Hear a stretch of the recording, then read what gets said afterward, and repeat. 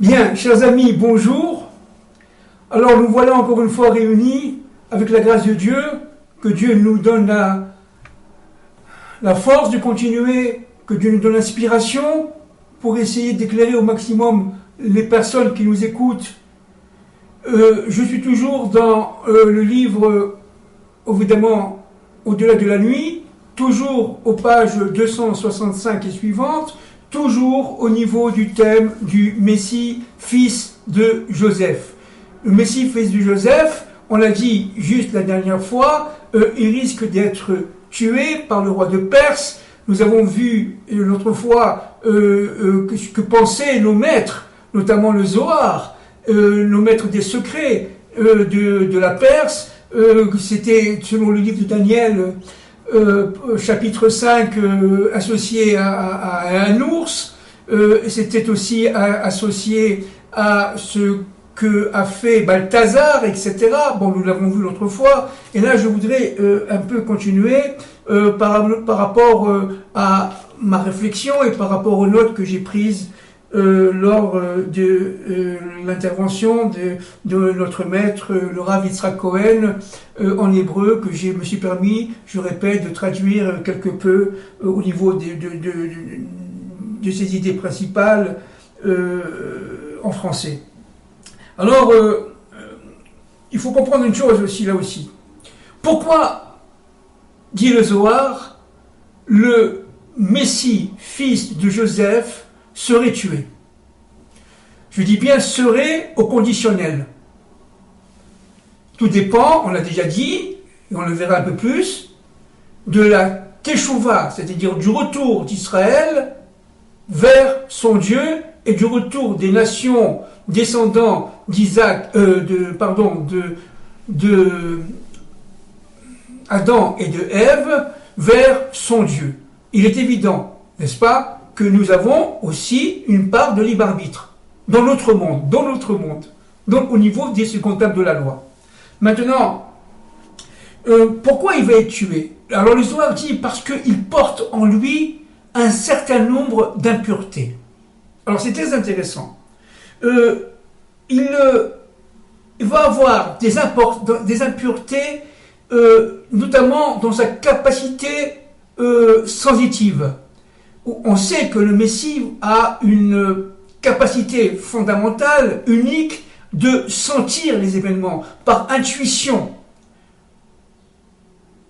Et que cette sensation, qui est liée directement d'ailleurs à la Bina, à la partie gauche, si vous voulez, des attributs divins, la Bina, qui est au-delà, on le répète, de la nature, eh bien, cette Bina-là va être un peu assombrie, quelque peu amoindrie par des impuretés, dit le Zohar, liées directement à la capacité trop importante donnée à la raison.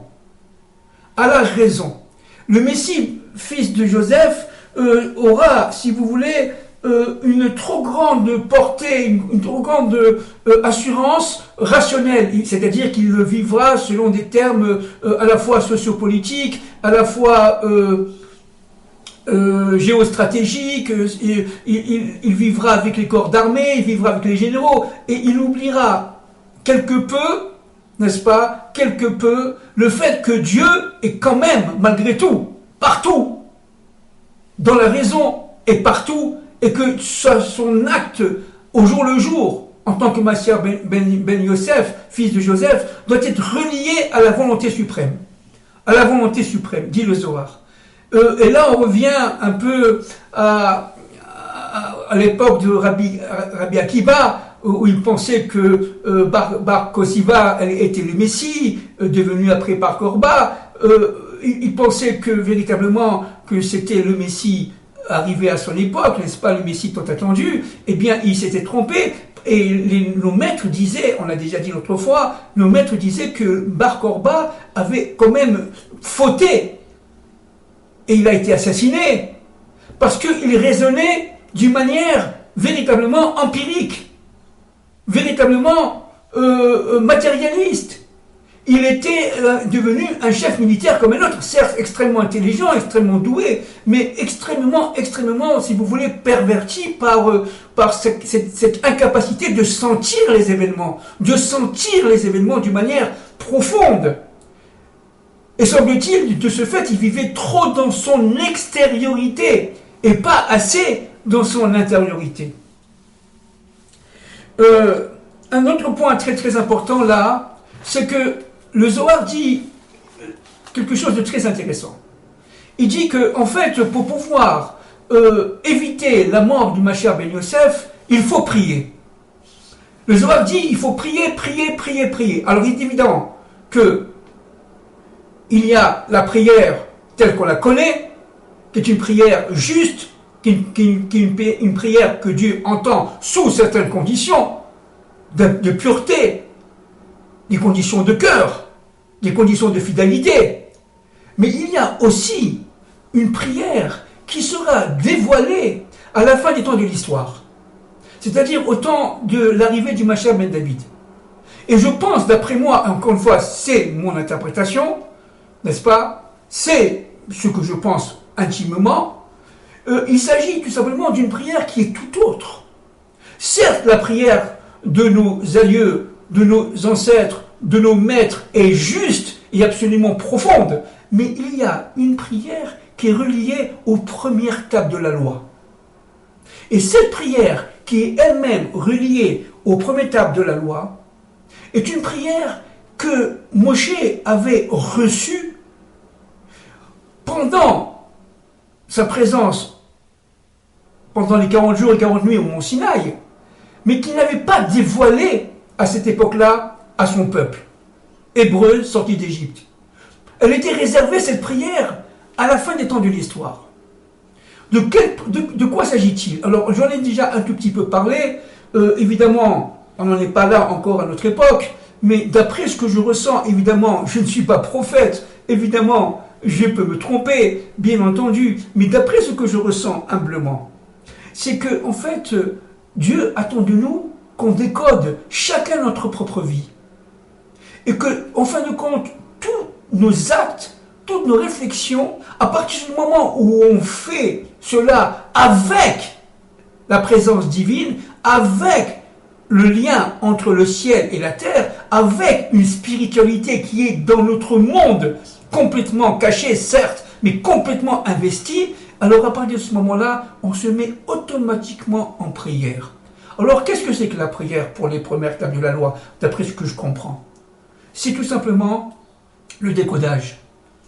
C'est tout simplement le fait de se connecter grâce à notre niveau de Neshama, à notre niveau d'âme, parce que nous descendons d'Abraham, d'Isaac et de Jacob, mais aussi les nations descendent évidemment d'Adam et de Ève, tous ensemble, chacun, certes, dans son autonomie, dans sa vie personnelle, individuelle, comme collective, comme environnementale, chacun doit apprendre à prier.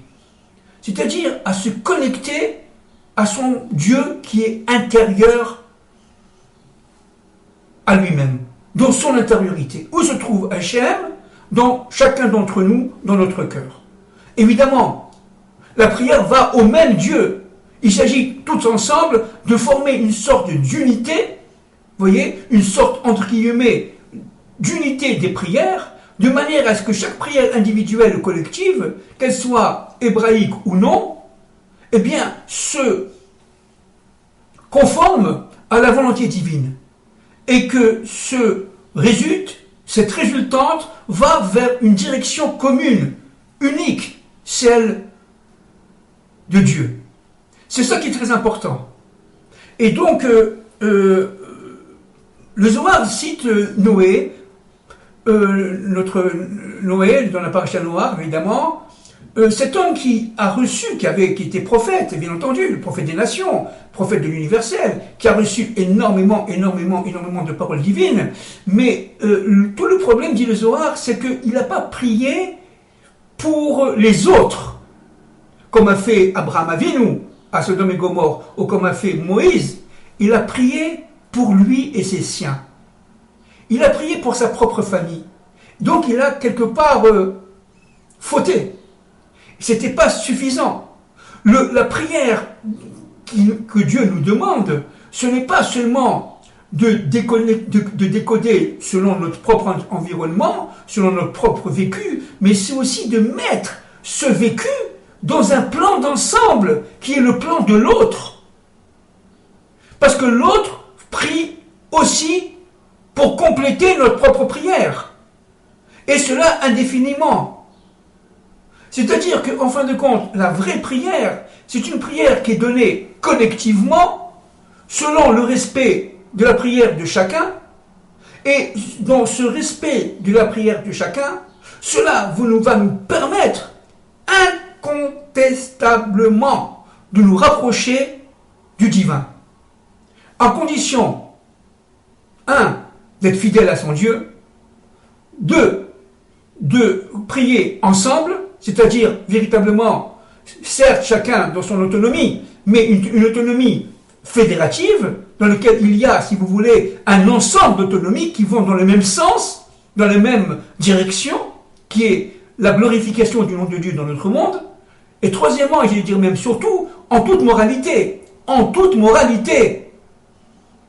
c'est-à-dire qu'on doit être complètement relié à la spiritualité, c'est-à-dire en fait aux 10 commandements, aux 10 paroles que Dieu a données à son peuple et qu'avait données auparavant à Adam. Le Zohar dit une chose aussi très importante, c'est que le Mashiach ben Yosef, le Mashiach fils de Yosef, qui vivra donc dans cette impureté, dans le fait qu'il soit trop rationnel, trop empirique, n'est-ce pas, va le faire tomber. Et c'est pareil aussi pour le Mashiach, pour le Messie fils de David. Le Messie fils de David et le Messie fils de Joseph vont tous les deux, dit le Zohar, tomber dans les impuretés du monde. Ils vont y vivre, mais ils ne seront jamais, si vous voulez, atteints dans leur intériorité. Ils seront tous les deux protégés. Ils seront eux aussi en galoute, en exil. Le Messie, fils de David, on parle d'ailleurs à Sukkot, c'est Soukat David Anophélet. On le dit, n'est-ce pas, à Sukkot, à la fête de Sukkot. C'est-à-dire, la Souka de David est tombée. Nophel, ça veut dire tomber. C'est-à-dire qu'en fin de compte, il faut savoir que le Mashiach ben Yosef et le Mashiach ben David risquent quelque part leur vie. Et cela à chaque instant. Parce que, tout simplement, Dieu les a mis dans les pénombres de l'obscurité. Eux, qui portent en eux la lumière, une lumière infinie, ils doivent tout simplement être testés au jour le jour.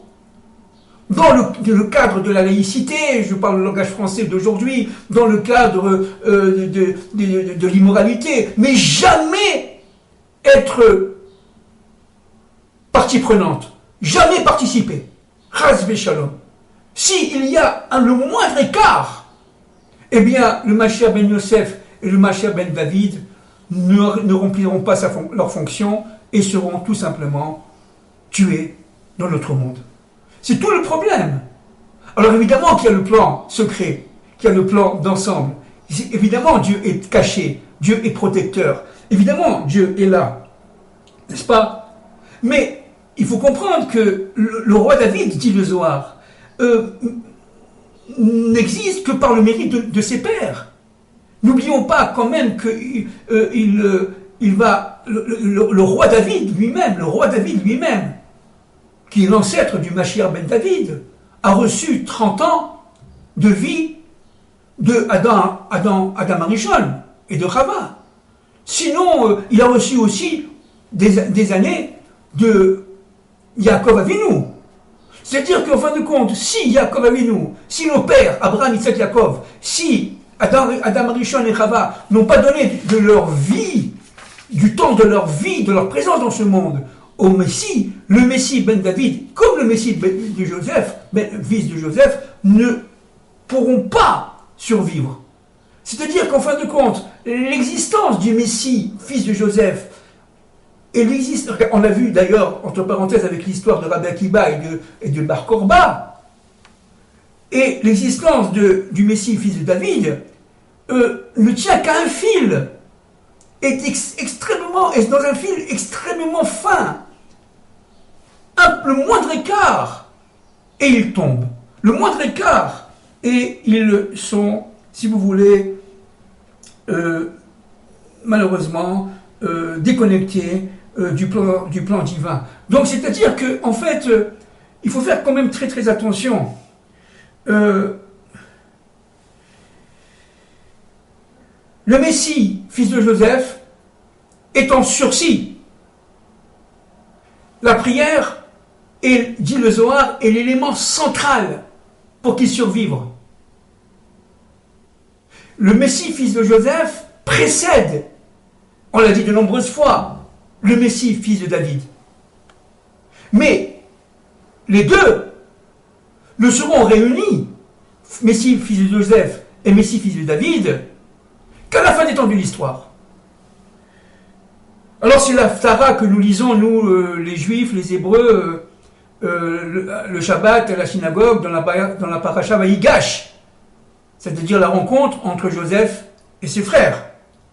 Il s'agit de lire le prophète Ézéchiel, d'accord, évidemment, c'est très, très, très connu.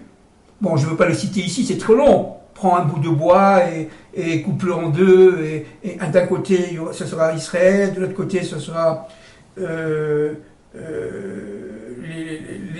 les autres tribus d'Israël, parce qu'Israël était à ce moment-là séparé en tribus, et séparé j'allais dire en clans. Alors, il y a eu le côté plutôt Joseph, et le côté plutôt Yehuda, et le but c'est de réunir Yehuda et Joseph à la fin des temps.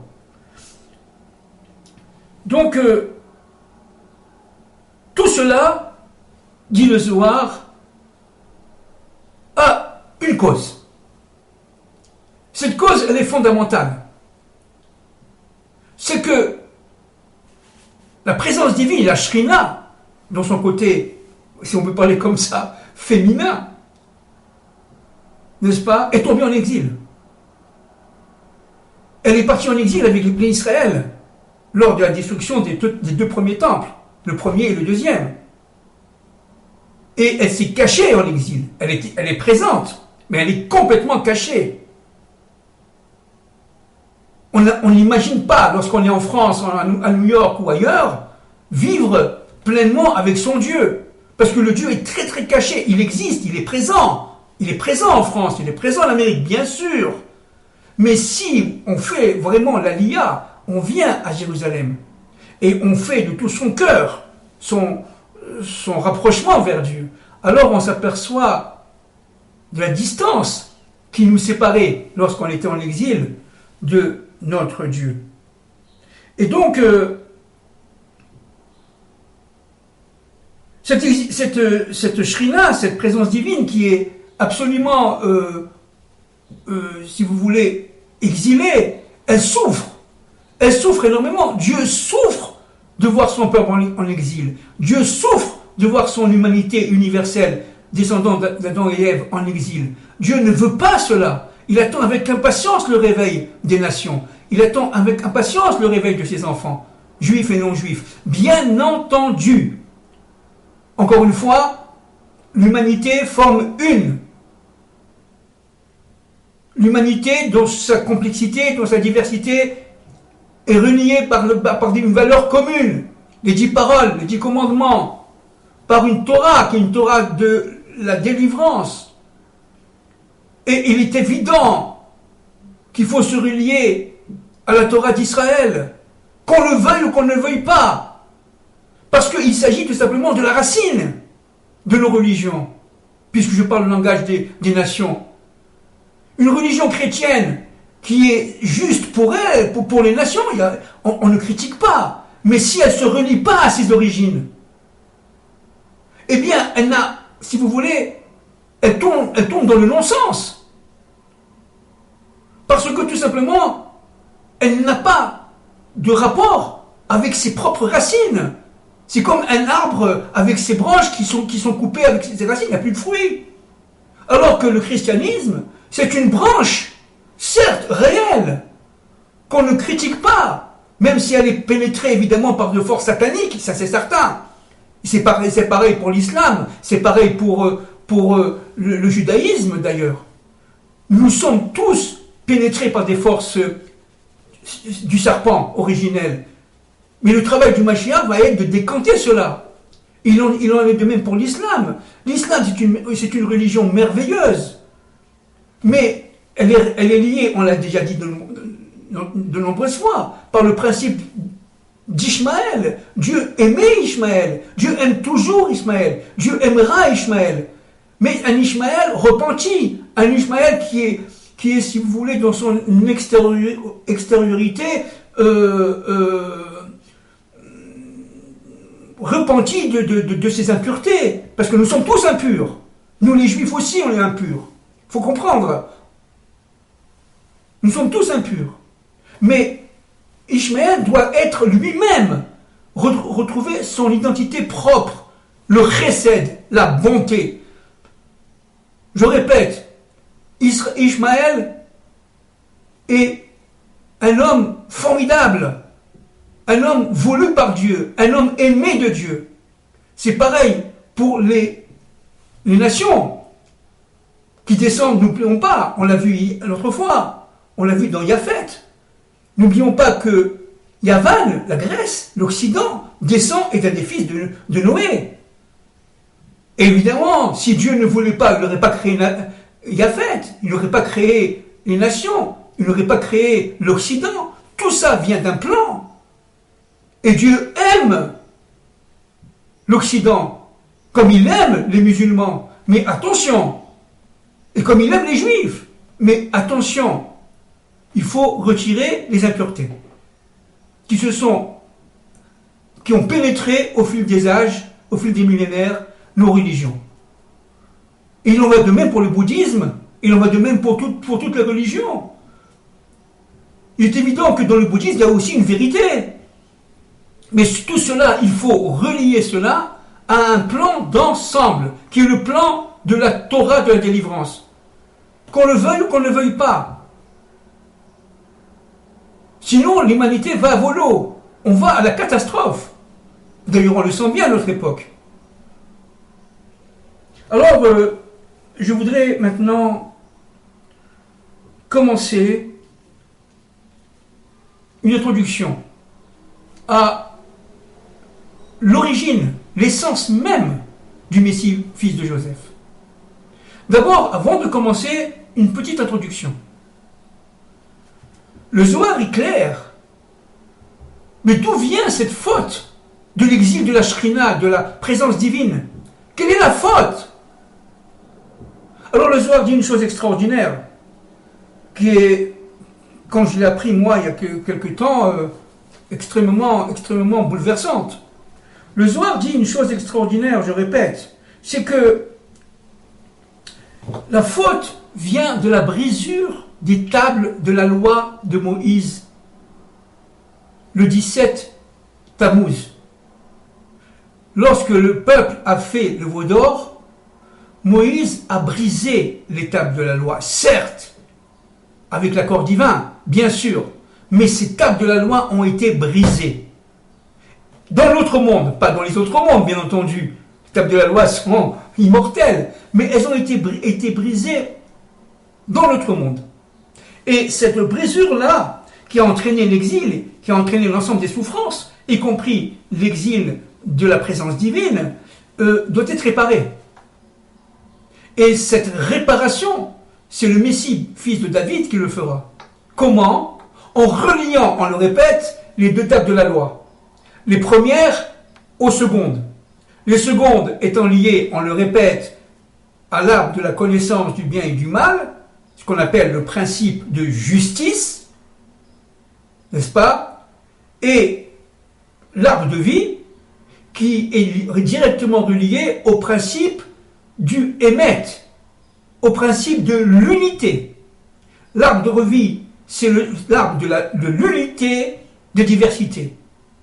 Et l'arbre de la connaissance, du bien et du mal, c'est l'arbre de la séparation, de la division, due à la faute. Et quelle faute? C'est la faute d'Adam et Ève, on le sait évidemment. Mais par rapport au monde, disons, de Moïse, c'est la brisure des lois, d'étape de la loi. C'est la brisure d'étape de la loi. Alors maintenant, ceci étant en introduction, il faut comprendre que, en fait, Moïse est omniprésent, à chaque génération. Secrètement, bien entendu, omniprésent. Et le Zohar dit une chose très intéressante, c'est que, et je me réfère au cours d'un de mes maîtres, le Rav Yitzhak HaKohen, kabbaliste, que Moïse doit prier lui-même, avec sa capacité de prière qui est énorme, Dieu, pour la miséricorde, pour la mansuétude, pour la bonté, de manière à ce que le Messie vienne du côté droit, du côté du chesed, et non pas du côté gauche seulement, du côté de la gvoura, du côté de la justice, du côté du din. Tout le travail de Moïse, et on a dit que Moïse allait réunir quelque part le Mashiach ben Yosef et le Mashiach ben David, on l'a dit de nombreuses fois, mais son travail, ça a été par la prière, mais là, une prière évidemment du niveau de Moïse. Eh bien, cette prière-là devra unifier les deux Messies, et non pas les séparer, et les sauver, si vous voulez, entre guillemets, si on peut parler comme ça, la présence divine, la Shrina, de son exil, la faire rentrer dans sa maison qui est à Jérusalem. Qu'on le veuille ou qu'on ne le veuille pas, c'est le plan de Dieu. Je ne suis pour rien, je ne fais que... Je n'ai aucune volonté là, hein. Je ne fais que faire resplendir les textes qui sont vieux de 2000 ans. Nous parlons des prophètes, d'accord? Maintenant, je vais un peu commencer dans notre intervention là, je pense que nous finirons dans la suivante, la source du Messie, fils de Joseph. Alors, nos maîtres disent que il ne faut pas dire Messie, fils de Joseph, on l'a déjà dit plusieurs fois, mais fils de Joseph et d'Éphraïm. Vous savez qui c'est Éphraïm, on nous répète, Éphraïm, c'est le second fils de Joseph et d'Osnat. Donc c'est un des petits-fils de Jacob, notre père, qui a reçu la prière, qui a été béni en premier, alors qu'il était second par rapport à Manassé en français, qui lui était l'aîné. Et on a répété, on a essayé d'expliquer les voies précédentes, que la prière a été croisée, n'est-ce pas? C'est-à-dire qu'en fin de compte, Manassé a reçu la prière du côté gauche, vous voyez, du côté gauche, ici, et Éphraïm a reçu la prière du côté droit. Alors c'est très intéressant, parce que nous savons que le Mashiach ben Yosef descend d'Éphraïm. Alors essayons de comprendre un peu. Là, je vais essayer de coller au texte, parce que c'est pas compliqué, mais j'ai peur sincèrement de me tromper. Même si je connais tout ça, Baruch Hashem, très bien, mais quand même, je vais me référer plus facilement au texte. Il y a un individu dans l'histoire biblique qui s'appelle Yerorban ben Nevat. Yerorban ben Nevat. Bon, c'est en hébreu. Lui-même était descendant de la tribu, comme par hasard, d'Éphraïm. Il faut comprendre une chose, c'est que ce personnage est un érudit en Torah, un véritable saint, un véritable tzaddik.